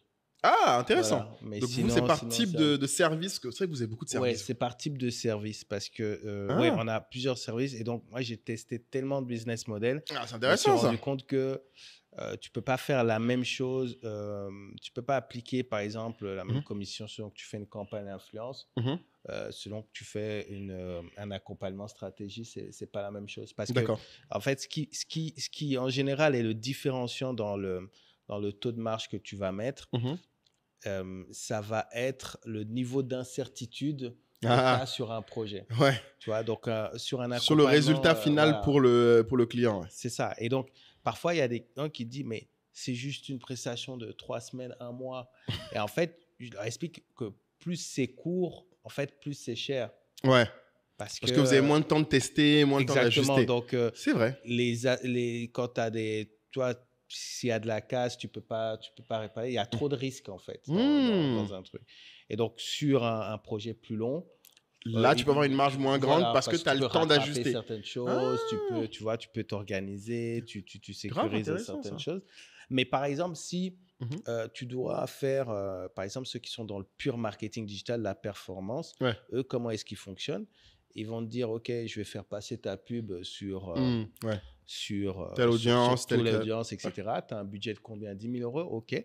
Moi, les 10 000 €, moi, je vais prendre, je ne sais pas, 15%. 15%. Donc, 1 500 €. Donc, après, le client va choisir, est-ce que ces 1 500, il les prend dans les 10 000 ou bien il rajoute 1 500, donc ça fait 11 500. 11 500. Peu importe. Mais en gros, comme là, c'est très automatisé, c'est très, tu vois, la commission va être fixe ou plus ou moins basse. Mais s'il rajoute un plan, une stratégie, il va augmenter sa commission parce qu'il va y avoir des allers-retours. Ouais, parce que là, il y a plus d'incertitude. Ah, c'est intéressant. C'est l'incertitude qui détermine à quel point tu peux ou non marger et la durée, du coup. Exactement, tu dois te protéger. Et sur la durée, ouais, normalement, il faut privilégier les projets longs dans le service parce que ça t'apporte une certaine sérénité en termes de chiffre d'affaires. Pourquoi? Parce que, tu vois, je parlais des personnes que tu dois placer sur des projets. Bah, si on te dit que telle personne est vendue pour 12 mois. C'est bien. Oui. Son année est sécurisée. Ouais, voilà. Son salaire là, toute cette année, on ne va pas s'inquiéter. C'est ça. Mais du coup, tu marges moins, forcément, on marge moins sur les longs projets que sur les petits, tu dirais? Alors, oui, alors, après ça, c'est notre stratégie. Ouais. C'est-à-dire que tu vas consentir forcément à plus d'efforts financiers sur le long. Bien sûr, c'est logique. Non, c'est que vous privilégiez le long. Exactement. Sur le court, tu vas être beaucoup moins flexible parce qu'en plus, ça va te demander parfois de prendre des équipes qui sont déjà sur des projets. Ah, et les mettre ailleurs. En fait, tu vois, tu ne peux pas recruter pour un projet court. Ah, c'est très vrai, ouais. Alors que sur le projet long, tu peux investir. Éventuellement, tu peux investir, mais tu ne peux pas investir. Donc, tu vas investir du temps, mais tu vas investir du temps en plus de ce que tu as à faire pour tout le satisfaire, reste. tu vois. Ah, c'est vrai ça. Et du coup, mais ça a changé dans le temps. À une époque, je pense, quand tu disais que tu priçais pour ton client pour voir combien ça lui coûterait l'alternative, en gros. Ouais. Là, à cette époque, tu étais plus concentré sur avoir des projets même courts. Alors, j'étais sur une pénétration de marché. C'est pour voilà. ça quand tu disais, je voulais faire juste un petit bémol quand on disait ne vous fiez pas trop à la concurrence. Je pense peut-être, je ne sais pas ce que tu en penses, quand tu rentres sur un marché. Tu peux au début. Tu peux. Mais il faut que ce soit large encore une fois. Ouais, voilà. Mais tu peux en fait, bon, le mieux c'est de tester tes prix. Mais en gros, selon le niveau d'agressivité que tu veux dans le marché. Ben, nous, il y a des gens qui rentrent avec des prix très, très, très bas. Jusqu'à aujourd'hui. Oui, il y a des gens qui rentrent sur le marché comme ça. Mais ce qui est dangereux avec ça, c'est comme on a dit, c'est que, tu vas effectivement attirer des clients, mais tu pourras très difficilement continuer à opérer. À augmenter la qualité. Prix, tu vois, parce que tu te dis, je fais ça pour le moment. Comme je te disais, c'est très dur d'augmenter de changer. Et deux, en fait, si tu es dans un secteur où les gens se parlent beaucoup, tu vas très vite avoir cette réputation de pas cher. Ah oui. Et donc, du coup, lui, il est abordable. Ça va être ton... Ça va être ton étiquette, tu vois. C'est comme si tu demandais à, je ne sais pas quel supermarché réputé pour être... Ici, c'est Auchan, les gens disent dans les nouveaux. Pas cher. Ouais, voilà. Et que tout d'un coup, Leclerc est moins cher en France, pour ne citer personne dans le quartier. Et puis que tout d'un coup, tu vois, tu décides de... on va se dire, mais qu'est-ce qui t'arrive, tu vois? Ouais, pourquoi Leclerc d'un coup quand tu as une étiquette, c'est dur à changer. C'est très dur. Donc, il faut faire attention à comment tu rentres. Et généralement, il y a des prix que tu fais, c'est impossible d'avoir un niveau de qualité. Intéressant, ouais. Donc, du coup, tu vas également avoir une réputation de... Pas cher, mais pas ouf. Et pas ouf, tu vois. Ça, c'est plus... Le pas ouf est très dur à changer. Tu vois, et le problème, c'est comme tu veux plaire au client, le client, qu'est-ce qu'il dit? Il dit, je cherche pas cher et bon. Tout le monde. C'est toujours ça. Mais pas cher, bon et rapide. Pas cher, bon et rapide. Et tu veux être capable d'être la personne qui va promettre ça. Mais si tu rentres dans une fausse promesse, t'es mort. C'est pour ça qu'on peut remettre le triangle là qu'on a dit de pricing. Le triangle. Tu sais, on avait parlé, je ne sais plus dans quel jour on avait parlé de ça, mais dans toute offre que tu fais, tu dois choisir entre être abordable, de qualité, ou consommateur de temps, ou rapide. Oui, c'est la valeur que tu apportes. Exactement. En fait, normalement... En fait, c'est ce qui va vraiment augmenter ta perception auprès des gens. Et normalement, quand tu fais gagner du temps, de l'argent. Où tu gagnes du temps, de l'argent, ou en qualité d'expérience. Et souvent, normalement, toutes les boîtes, tu dois en choisir 2, t'en laisses 1. C'est-à-dire que si tu es le truc super bon, qui marche super bien et qui est super rapide, ce sera probablement plus cher. Et si on remarque bien, je sais que dans le milieu de start-up, ça, c'est une règle qui est très, très appliquée parce qu'on se dit, enfin, c'est la première chose qu'on regarde quand tu lances une app. Exactement. Parce qu'en haut, l'app, c'est censé être une commodité, c'est censé être un assistant. Voilà. Donc, qu'est-ce que tu me fais gagner? Exactement. Quand tu commences, et en fait, tu as le triangle. Donc, chaque fois que tu commences une offre, et c'est ce qui est bien, c'est que tu peux avoir une stratégie de pénétration, mais en sachant qu'à terme, c'est ça que tu veux mettre en avant. Tu peux dire, je suis moins cher pour le moment, mais à terme, c'est pas ça qui va être mon distinguo. Oui, mais alors, après, là où il faut faire attention, c'est que les personnes que tu auras en face, tu vois, c'est comment est-ce que... Enfin, ou alors, tu assumes que ces personnes-là, c'est pour te lancer, mais que tu n'iras pas forcément avec elles après. Oui. Moi, ça s'est passé aussi comme ça, mais je ne l'ai pas fait de manière... Ça, c'était pas intentionnel. Intentionnelle. C'est-à-dire qu'au départ, on a travaillé, par exemple, avec certains restaurants ou avec, tu vois, certaines écoles, enfin, certaines entreprises. Mais après, quand on a basculé dans le monde des multinationales, c'était autre chose. Donc, en fait, ces clients-là, au départ, ne sont pas les clients qui ont continué. Voilà, qui ont continué dans notre seconde phase, tu vois. Intéressant. Mais ça s'est pas fait. Tu l'as pas géré en mode, tu leur as pas dit non mais en fait les gars vous êtes trop chers, salut au revoir. Enfin vous êtes pas assez rentable. Non, mais je pense avec le recul peut-être que bon, nous aussi on a, tu sais, on n'a pas été extrêmement pushy dans les renouvellements. Enfin ça s'est fait. Ça se fait naturellement. Ouais, naturellement.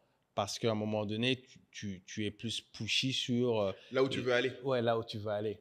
Tu vois. Forcément. Et c'est vrai que c'est un que tu dis ça parce qu'en fait, oui, ton pricing aussi reflète là où tu veux aller.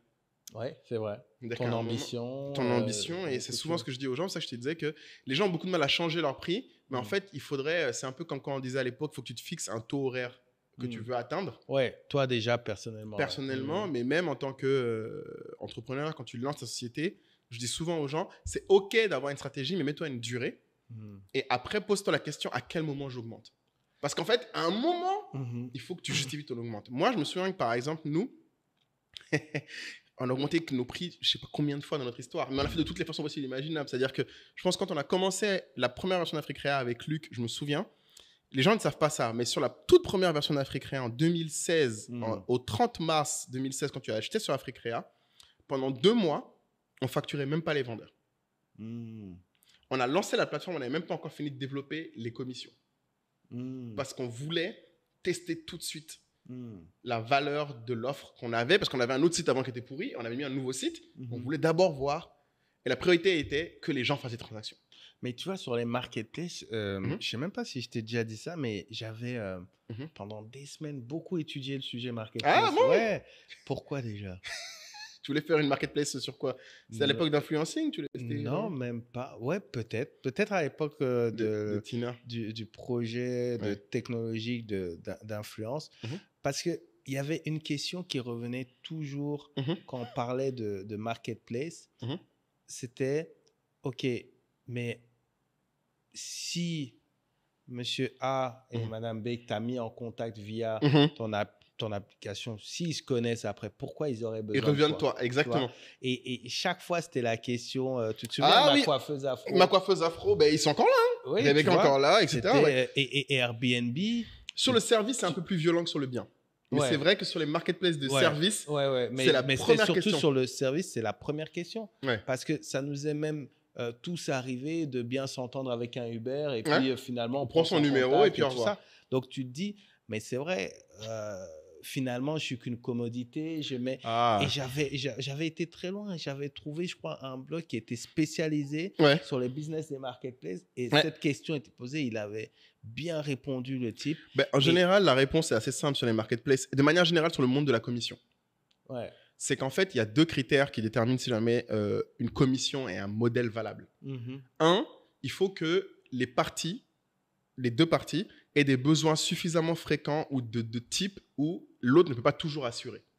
Tu vois, ton Uber, par exemple, tu ne gardes pas le numéro d'un taxi si tu n'es pas sûr qu'il est tout le temps dispo à l'heure où tu en as besoin. En général, tu prends le contact parce que 3 jours après, tu as telle course. Mais si c'est quelque chose que tu fais fréquemment, tu vas préférer quelqu'un de... Tu vas prendre Uber parce qu'en fait, tu es sûr que là, il y a toujours de la disponibilité. Exactement. Donc ça, c'est la première chose qui aide une marketplace. Nous, par exemple, tu ne peux pas te dire « Ah, j'aime bien cette marque, donc je ne vais acheter mes robes que chez elle. » Parce que tu n'es pas sûr que le jour où tu as besoin d'autre chose qu'une robe, elle l'aura. Donc, c'est ça qui nous protégeait dans un premier temps.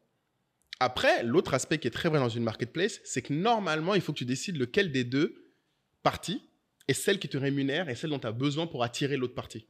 C'est la poule et l'œuf, on appelle ça à chaque fois. Donc, il faut que tu décides laquelle des deux parties tu privilégies, quitte à ce que l'autre parte. Et chez nous, c'était les vendeurs. Et c'est toujours jusqu'à aujourd'hui les vendeurs. C'est-à-dire que si j'ai à choisir entre perdre 100 vendeurs ou perdre 100 acheteurs, je perds 100 acheteurs sans fermer les yeux.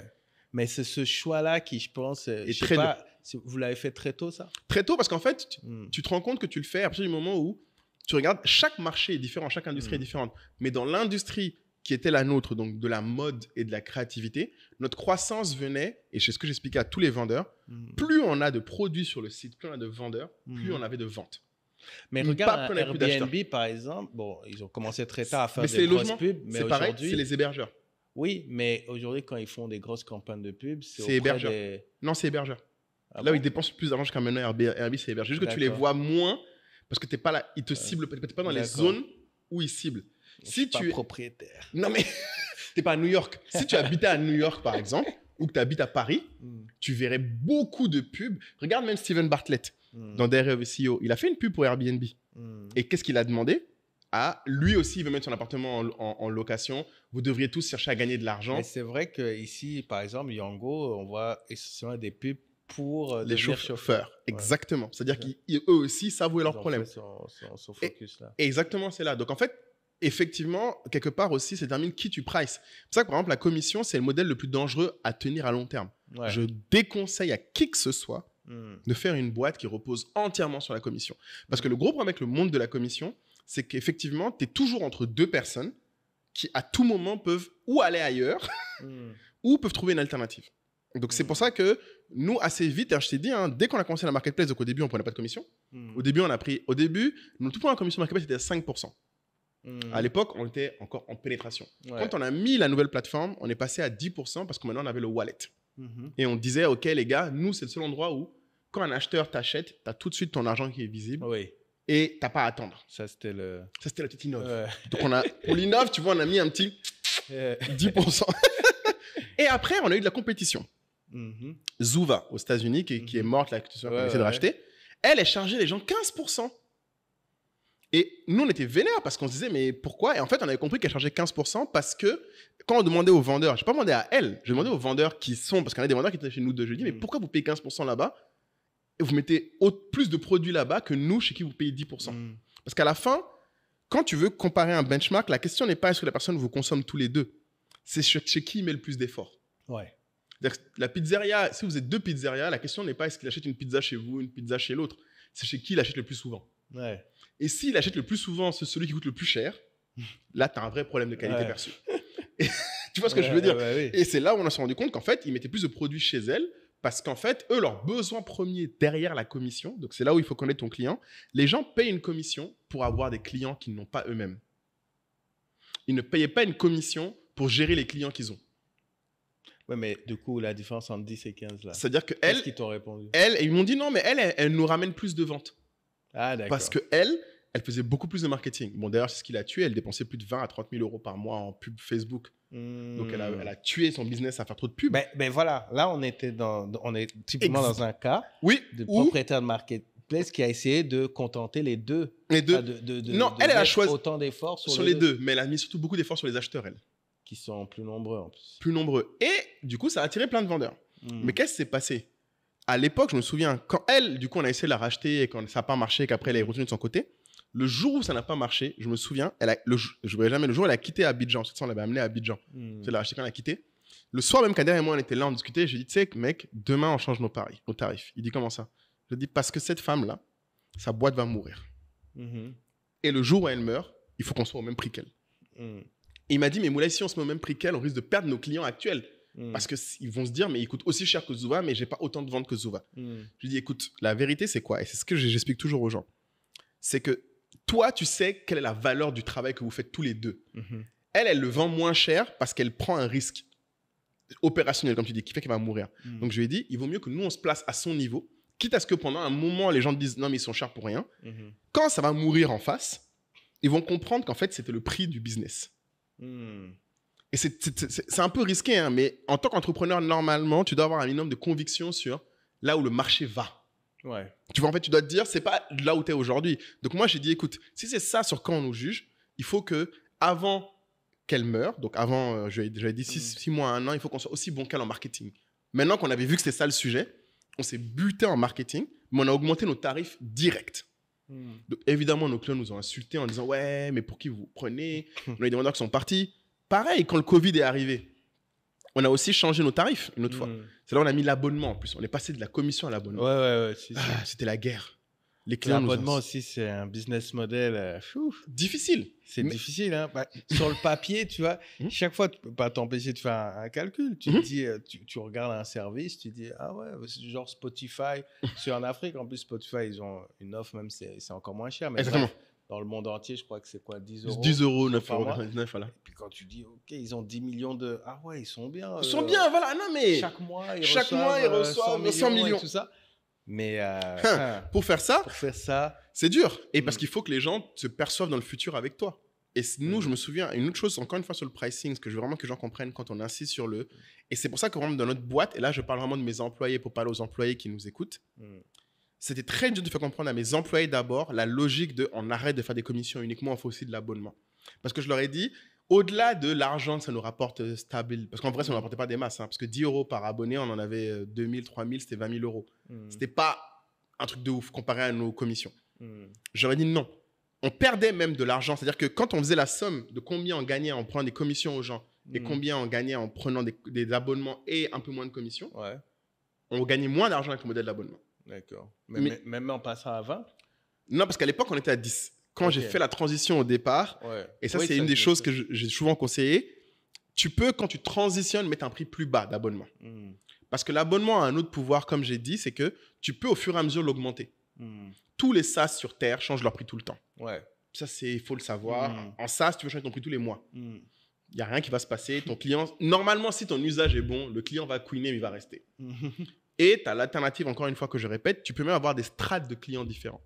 Tu peux commencer à dire, mes clients de l'année 2019, ils ont un prix.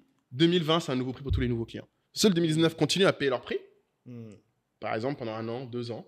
Et un jour, tu les repasses sur le nouveau tarif. Ou tu peux même repasser sur le nouveau tarif, certains d'entre eux, en disant, toi, je te repasse sur un nouveau tarif seulement si tu utilises tant l'application, si tu fais tant de volume. Nanana. Donc, tu peux changer. Mais ce qui est intéressant sur le pricing, je vais vraiment faire comprendre aux gens, c'est que nous, on a aussi choisi le pricing d'abonnement parce que l'abonnement changeait la discussion. C'est-à-dire que les vendeurs qui venaient nous voir au départ juste pour la commission, c'est parce qu'ils voulaient avoir des ventes. Quand on a commencé à faire du shipping, là, on réglait un problème pour eux. On leur faisait avoir quelque chose moins cher sur lequel ils dépensaient toutes les semaines. Donc là, j'ai dit non. Si on veut qu'on nous voit comme des partenaires, comme un outil qu'ils utilisent tous les mois, on ne peut pas juste leur prendre des commissions. On ne peut pas non plus juste prendre des marges. Donc, il faut qu'on ait... En fait, ton pricing et ta relation conventionnelle avec quelqu'un... Mais le pricing, c'est une communication à ton écosystème. À tout l'écosystème. Moi, je dis souvent que même nos devis... Ah, intéressant. Nos devis, oui, c'est une façon de communiquer. Parce que si tu dis forfait, je ne sais pas, forfait 6 mois, accompagnement, et puis que tu mets une ligne, je sais pas, tu mets 18 000 € par exemple, tu peux le faire. C'est ce que la majorité des gens font.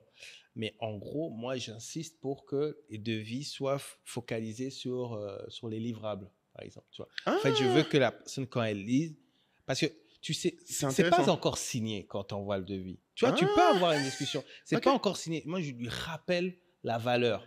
C'est intéressant. La valeur, tu vois. Toi, un devis, à un moment, on rappelle la valeur. Oui, c'est vrai, tu rappelles la valeur. Tu as droit à ça, tu reçois ça, tu reçois ça, tu reçois ça. Ouais, c'est la dernière ligne de closing, en fait. C'est le dernier, document de closing pour toi, un devis. Et quand tu dis équipe dédiée, tu dis, tu vois, ton chef de projet, senior expérimenté, mi-temps, full time, etc., etc.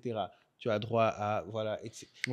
Il faut que quand il voit le devis, il soit content. Oui. Idéalement. Voilà, exactement. Ce que tu Pourquoi ? Parce qu'en plus, en B2B, vous avez la personne face qui est souvent, ça peut être un décisionnaire, mais derrière, il y a pour les grandes boîtes surtout un service financier et un service achat. Donc, tu lui redonnes encore les arguments au cas où quand il arrive là-bas, là, on lui dit la question, mais en fait, tu payes pourquoi? Voilà. Quel accompagnement si encore? Si tu mets juste une ligne et tu dis comme prévu dans les discussions, etc., et que ne t'étonne pas que ça prenne du temps après. Oui, parce qu'il va falloir que ça prend du temps. Voilà, mais chaque personne qui va voir le devis va devoir redemander c'est quoi. C'est quoi, voilà. C'est vrai, ça. Non, tu mets ça. Donc, je suis d'accord avec toi, c'est des outils de Et c'est intéressant que tu dis ça parce que je sais qu'en B2B, les gens sous-estiment. Les gens ont l'impression qu'en B2B, c'est genre en mode, comme c'est assez opaque les pricing, les gens se disent que ça n'a moins d'importance. Qu'est-ce qui a moins d'importance? Le détail. L'attention qu'ils donnent au pricing. Oui, parce qu'en fait, effectivement, dans le produit, c'est logique. Tu es une société de location de meubles, tu dois marquer le nombre de trucs, 3 chaises, 4 chaises, 4 tables et tout ça. Donc, c'est logique parce que c'est du matériel. Exactement. Mais nous, on reprend cette logique au service. Il faut qu'on marque le nombre de vidéos que tu as dans cette campagne, etc. Tu vois, on le marque bien. Et puis, ce qui est super important aussi, si tu as une remise, c'est que tu l'affiches pour qu'on comprenne aussi l'effort commercial que tu as fait. Non, moi, ça évite que le gars des achats dise, au fait, tu as essayé d'avoir une remise. Voilà. Non, parce que le pire, quand tu mets déjà ton montant remisé, c'est que c'est enregistré dans le système comme ça. Donc après, quand tu dis 2 ans, je me suis fait avoir il y a longtemps. L'expérience prouve que tu t'es fait avoir. Tu reviens, tu dis, et puis on veut te renouveler. On dit, puis je dis non, mais ça c'était la remise pour la première année. Elle dit non, mais je peux pas l'expliquer ça au service financier. Sérieux? Bah oui, c'est comme ça.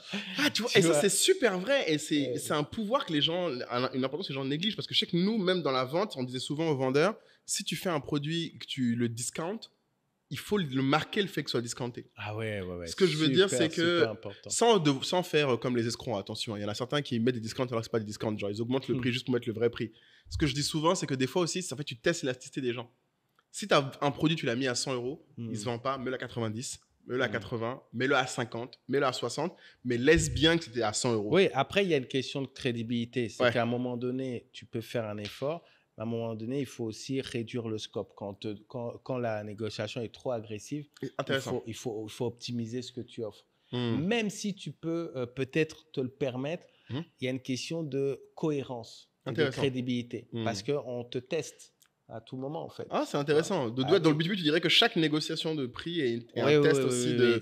C'est un test parce que sur la prochaine négociation, on va également en fait partir de ce qui a été dit la dernière fois. Et moi, ce que je dis souvent aux clients, c'est que moi, j'ai aucun souci avec les négociations.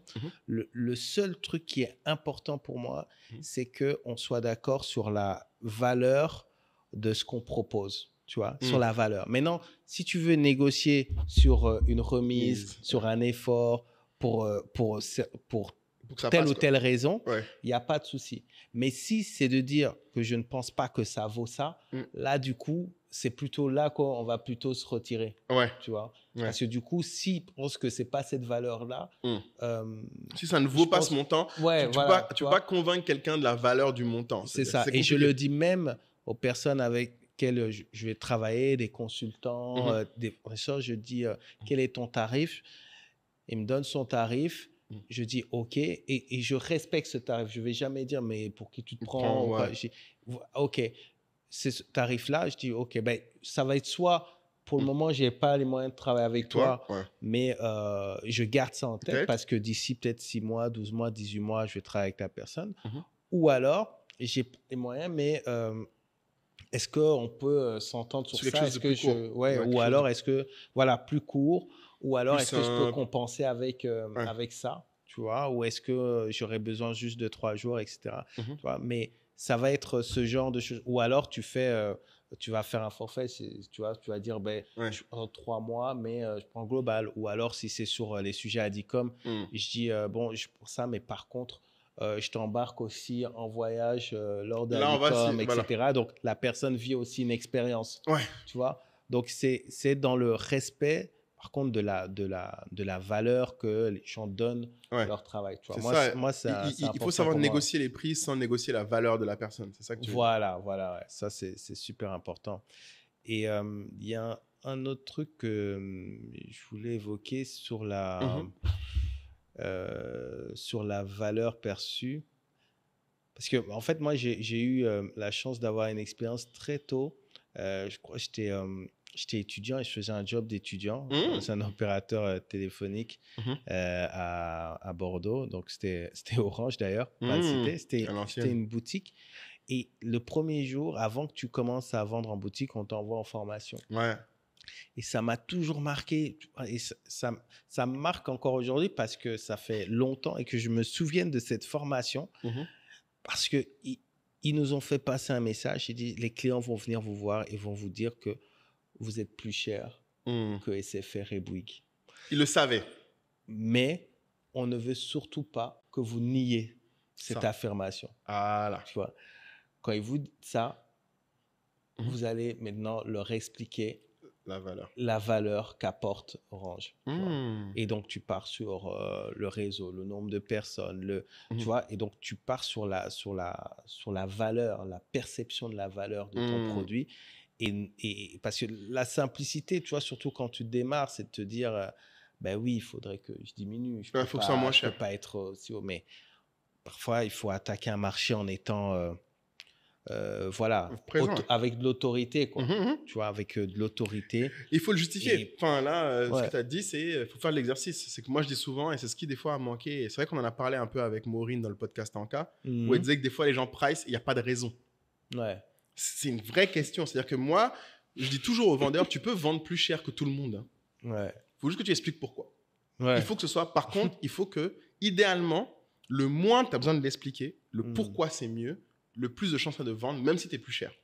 Et normalement, c'est ça. Et c'est ce que nous, on a pris comme positionnement maintenant. Où, dans le cas, on essaie vraiment de dire, on va pas pouvoir accompagner tous les entrepreneurs qui veulent exporter. Ouais. Mais si tu es parmi les meilleurs, on sait que nous, en tout cas, là, il y aura personne d'autre qui va pouvoir t'accompagner sur autant de trucs. Ouais.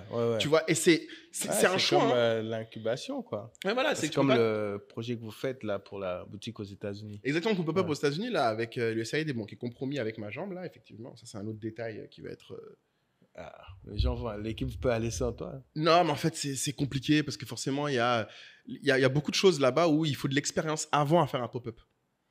Et malheureusement, avec ma jambe, je ne peux pas trop bouger. Alors qu'un pop-up, c'est essentiellement bouger. Donc, à part moi, dans la boîte, en fait, je suis celui qui a fait le plus de pop-up avec Kader.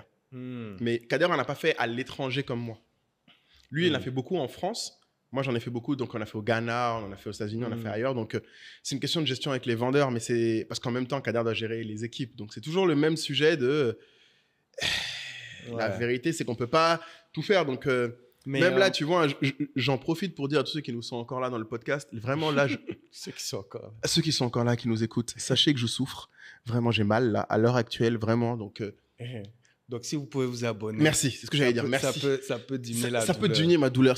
J'aimerais vraiment que cet épisode soit la preuve que vous avez un cœur. Franchement. Et merci pour les Yako.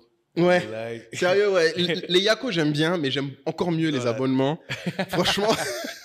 Parce que vraiment, non, mais ça montre à quel point c'est important pour nous. Parce que ce sujet-là, en plus, le pricing, fait longtemps qu'on veut le donner. Ouais. Là, même si j'ai mal, tu sais, tout à l'heure, Kaï, tu m'as dit, mais ça va aller et tout. Je t'ai dit, non. Franchement, tourner le podcast, c'est un des rares trucs qui me fait plaisir. Même quand je déguste, là, comme ça. Mais pour le coup, j'aimerais vraiment que les gens, de ce que tu viens de dire, tu vois, quand tu as raconté ce que Orange t'a pris comme formation, j'aimerais tellement que d'autres employés se disent, à partir de là, demain, je vais voir mon boss et lui demander pourquoi on price, comment on price. Enfin, ce serait mon rêve. En tout cas, quand on fait ce podcast, moi, ce que j'espère, et c'est ce qui va faire... Quelle est la logique de prix? Quelle est la logique de prix? Parce que c'est ce qui va faire que, OK, on vient de passer une bonne heure à causer ensemble. Les gens nous ont écoutés. Mais qu'est-ce qui va, demain, à la fin de ce podcast, peut avancer leur carrière, peut faire vendre plus leur boîte ou leur permettre, au contraire, comme l'a décrit Edith Brou dans son podcast, peut-être qu'en les écoutant aujourd'hui, l'entrepreneur va se dire, en fait, je peux pricer plus cher et avoir moins de clients.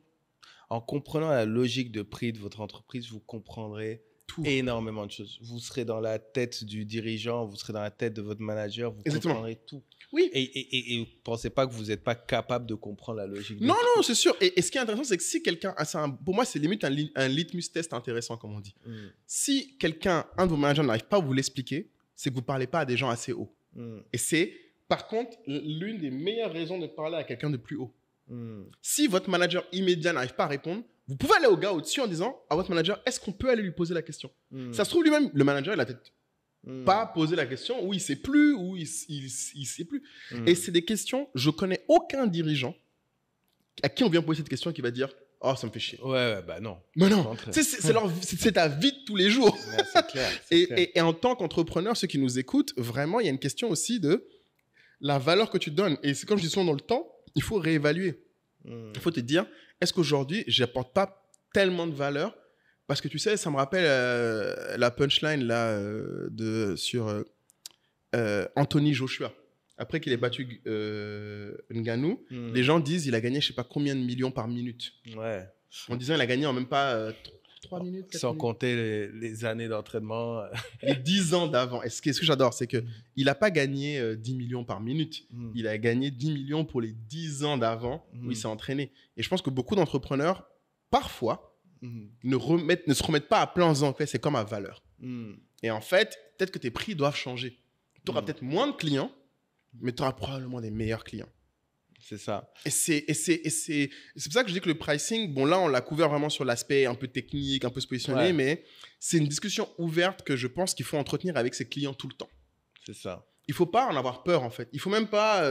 Et même si vous avez dans votre entourage des amis qui soient entrepreneurs ou employés, demandez-le, challengez-le. Mais dans ton entreprise, c'est quoi la logique de prix? Essayez d'avoir ce niveau de conversation et vous serez vraiment surpris et enrichi par ce genre de choses. Ou alors des boîtes que vous admirez depuis très longtemps pour telle ou telle raison, parce que vous aimez manger là-bas ou parce que vous aimez leur marketing. Essayez d'analyser c'est quoi leur politique de prix finalement. Exactement. C'est super, super intéressant et ça donne en culture business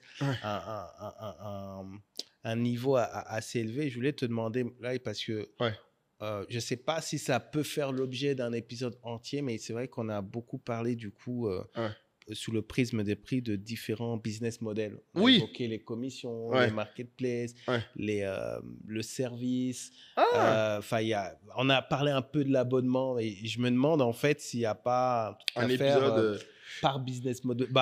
Peut-être à vous de nous dire. Dites-nous, on va si vous voulez un épisode spécial parce que business je me suis model. rendu compte, un truc que j'ai pas évoqué, moi qui ai testé beaucoup de business model. C'est que pour chaque business model testé, il faut faire une sacrée étude du business model. Mais c'est super intéressant. Il paraît toujours, tu vois ce que tu disais, c'est que les boîtes qui font ça tellement bien, ça paraît simple de l'extérieur. Exactement, mais dedans, donc, tu dis, derrière. Abonnement, je fais abonnement. Tu vois, c'est comme les box. Là. On a fait les box, on a laissé ça vite. Tout le monde a fait les box. Ah ouais, après tu te rends compte, tu dois aller à la poste. C'est compliqué. Et moi, j'en suis à un stade où, tu vois, là, sur Adicom, on fait une refonte de notre business model. Ben, je fais appel à une consultante pour construire l'offre. Donc, Angèle, si tu as écouté jusqu'ici... sache qu'on parle de toi. Voilà.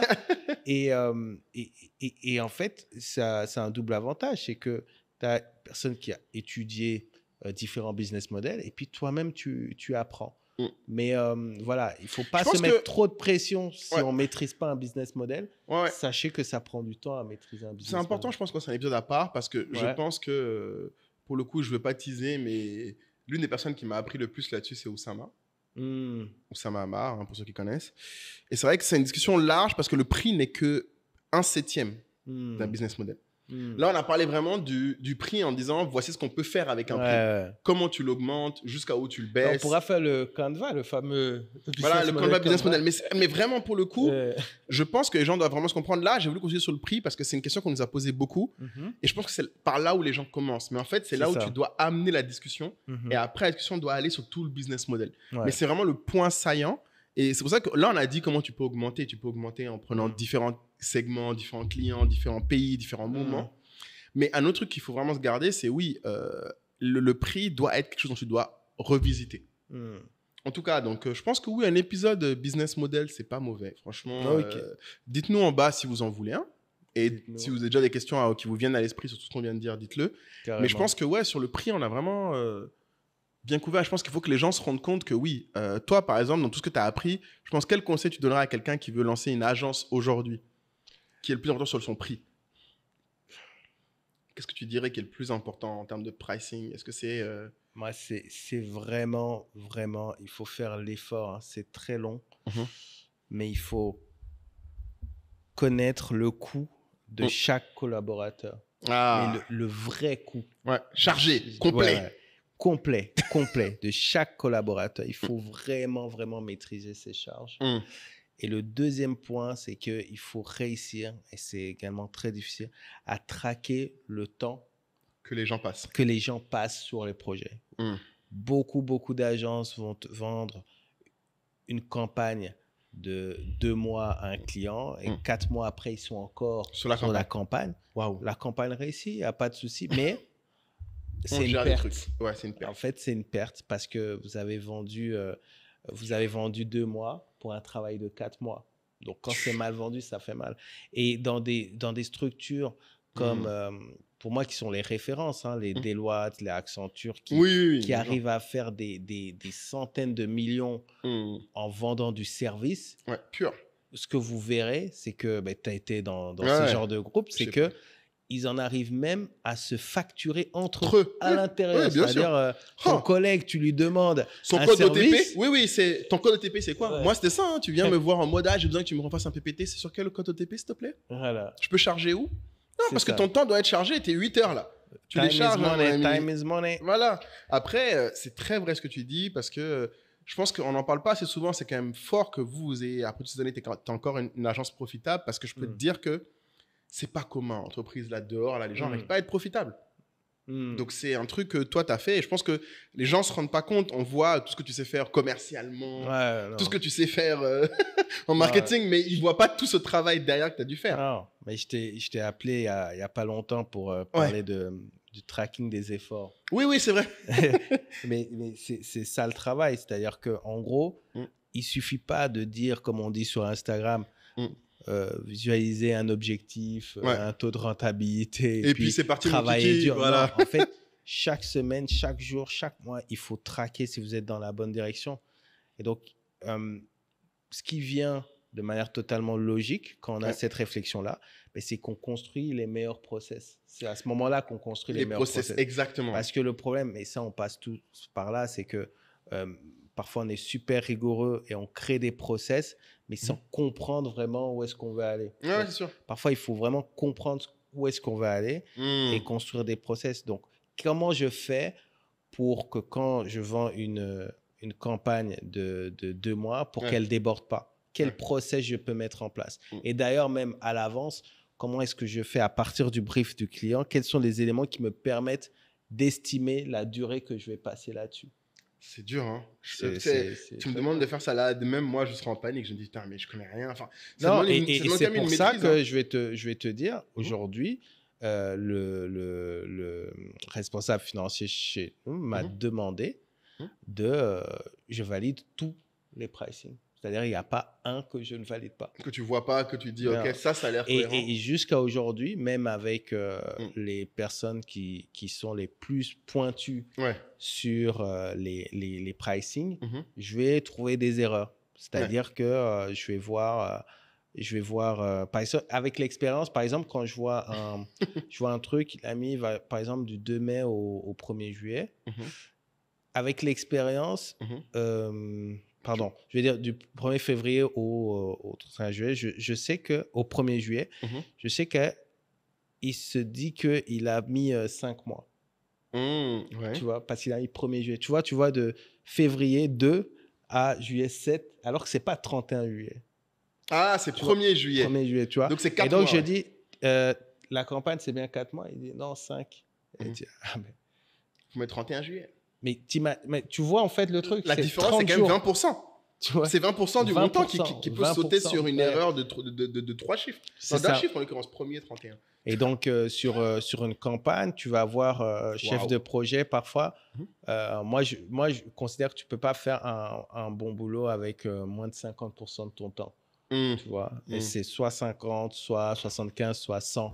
Ah oui, quand même. Tu vois. Ouais, pour pouvoir bien suivre. 100%, bon, c'est longue durée et tout ça. Mais parfois, je vois du 30 et je sais ce qui s'est passé. C'est qu'en gros, le client a râlé. Négocié, donc, il essaie de rentrer dedans. Et donc là, je mets la personne face à responsabilité. Tu vois, je dis, tu vois, quand tu mets 30%, ça veut dire que tu dis à une ressource qu'il va travailler sur 3 projets. Tu vois. Parce qu'il faut qu'il compense. Faut qu'il aille chercher les 100% 70, ailleurs. tu vois. Et donc, je dis, ah ouais, tu vois. Et donc, on a cette discussion et tout le temps. Et maintenant, ouais, il m'a demandé de tout contrôler. Ouais. Ouais, c'est difficile pour les gens d'avoir ce niveau. Et c'est ça aussi le pouvoir de l'entrepreneur, c'est que tu as une vision d'ensemble.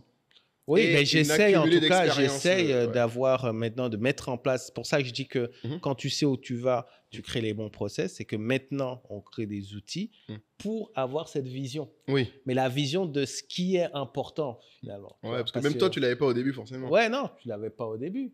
Et tu fais des... Enfin, tu as des illusions. Quand tu vois, tu dis, mais cette personne-là, elle n'est pas facturée depuis 2 mois. Qu'est-ce qui se passe? Ouais. Et tu vas discuter avec les équipes et dis, mais on pensait qu'elle était facturée sur ce contrat. Oui, on ne savait pas qu'elle était là et disponible. Tu vois. Et donc, non, mais en fait, les gens ne sont pas disponibles parce qu'ils sont toujours en train de faire des choses. Donc, tu ne le vois pas. Ouais, le problème, c'est de le voir. Ouais, et ce n'est pas contre le collaborateur. Non, parce que lui n'est même pas... C'est pas son travail. C'est pas son travail de... Et c'est ce qui est terrible, c'est que j'avoue, oui, toi, à ton niveau, c'est encore plus dur parce que nous, encore en cabinet de conseil, vu comme on nous paye, dès le début, on te fait comprendre c'est ta responsabilité. Oui, mais c'est ce que... Oui, c'est ce qu'on... Mais c'est la culture qu'on... C'est la culture qu'on nous met. Mais c'est pas facile. Moi, je me souviens qu'en cabinet d'audit, c'était vraiment, tu n'es pas facturé. Si tu fais 1 ou 2 mois, quand on appelle ça sur le bench, sur le banc, c'est chaud, hein. Ton avenir est en danger. Moi, quand j'étais consultant en achat à Paris, je me souviens quand on était entre 2 missions. Hey, il nous a taffé, hein. Ah non, mon ami, tu fais les appels d'offres. Ouais, les appels d'offres. Voilà. Tu fais des articles que lui-même signait après, voilà. Shadow writing, voilà. Non, mais parce que à un moment, il faut amortir. Et c'est intéressant, je pense que les gens se posent cette question-là parce que ça rejoint la discussion plus globale de les boîtes faire de l'argent. Donc, quand tu fais une société et même quand tu es dans une société, si tu ne sais pas comment se fait l'argent, tu ne sais pas vraiment à quoi tu sers. Je crois qu'on peut finir sur cette phrase. Parce que je pense qu'il y a beaucoup de gens qui, en fait, sont dans des boîtes. Mic drop. Voilà, je vais aller prendre mes antidouleurs, franchement. C'est surtout pour ça qu'il faut qu'on arrête. Donc, un petit mot de la fin. Mot de la fin sur le pricing. Je sais pas. Moi, je pense que j'ai bien aimé quand tu as dit que c'est une conversation. Une conversation? Ouais, le pricing, c'est une conversation pour moi que tu as avec le marché. On disait plutôt que c'était un art. Ouais, j'aime bien que l'art, que c'est un art. Franchement, je trouve que c'est un art. Et c'est vraiment...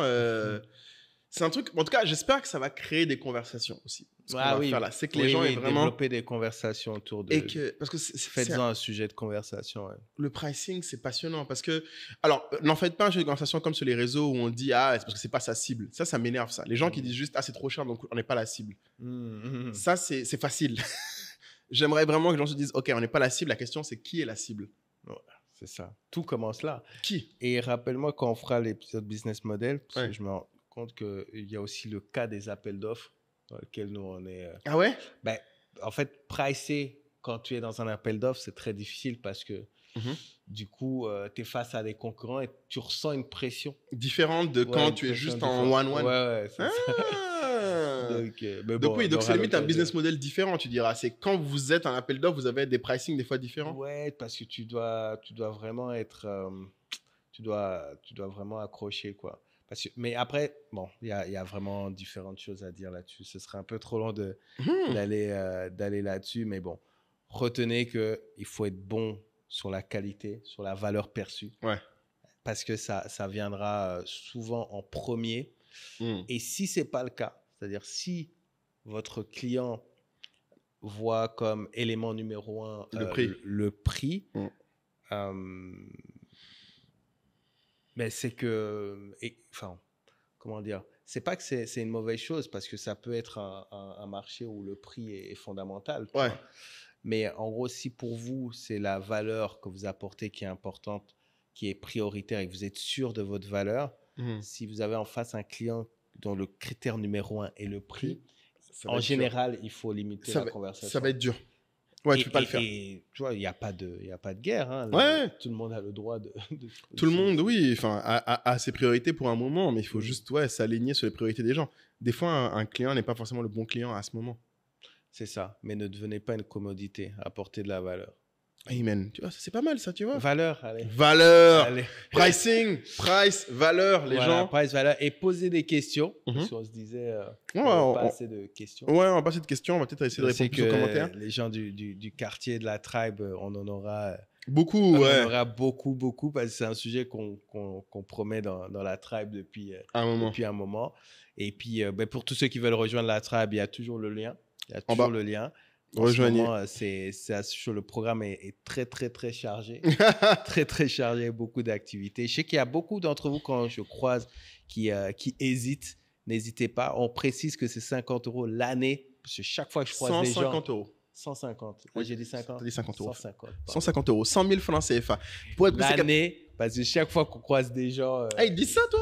Ils pensent que c'est par mois. Ouais, c'est vrai que j'ai pas demandé quand ils me disent ça. Les gens qui disent qu'ils hésitent, j'ai dit, mais t'attends quoi en fait? Juste, parce que ils n'auront pas plus d'infos. En fait, il y a pas plus de raisons qui va venir pour expliquer de rejoindre. Si tu as envie de le faire, fais-le. Si tu n'as pas l'argent, il y a pas de problème, on t'attend. Ouais. Mais quand tu es prêt, fais-le. Donc 150 € l'année, ça veut dire que pour parler un peu en pricing, on enlève de la friction. Franchement, il faut arrêter les gars. Ça veut dire que vous payez un peu plus de 10 € par mois. Donc je pense que c'est ça. En tout cas, merci de nous avoir suivis jusqu'ici. Entrepreneur State of Africa, le podcast qui dit tout haut ce que les entrepreneurs pensent tout bas. Ciao. À bientôt.